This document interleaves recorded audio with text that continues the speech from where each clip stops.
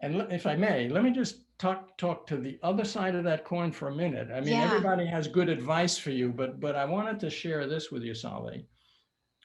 Not all the advice is going to be good, and not all the advice is going to work for you. So you have to be your authentic self. Mm-hmm. And I have two examples. Uh, One, that guy Don Daly, who was great. He was terrific, levels above me, gave me good advice. And at one point, we were in an organization structure where he was trying to change some of the culture and wanted us all to be a little more sophisticated and professional looking. And this was a manufacturing plant with a couple thousand people with blue collar jobs and all that stuff. But in the beginning, I was taking my mentor's advice, and I wore a tie walking around the plant. This was in Florida in August heat.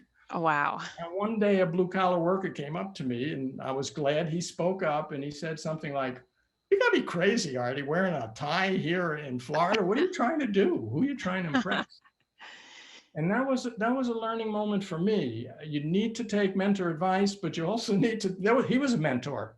In that moment, that craftsman, blue collar craftsman, was a mentor. And I never wore my tie after that.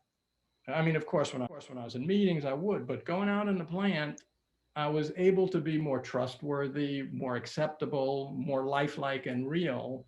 And that was more my authentic self without my tie, despite my mentor saying I ought to wear it. And one other example, just quick to finish this story. You've probably noticed by now I'm a cheerleader type. So that was my natural style. And again, a good intentioned human resource professional sat with me quietly and he said, "Artie, if you're looking to move up in the organization," he was shaking his head and he was saying, "that cheerleader thing, you got to simmer it down. You got to quiet it down. That's not really sophisticated enough for the big leagues. So watch your step, be a little more subdued, and you'll go further."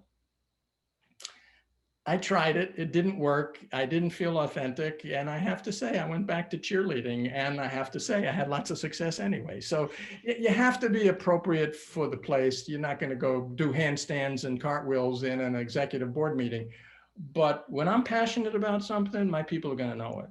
When I'm enthusiastic, they're going to smell the smoke and see the fire that I see and that I smell. And that comes from visceral connection with the people around you. So listen to your mentors. It's 80-20. 80% of the advice you get is going to be great, but don't make it on the assumption it's going to be 100%.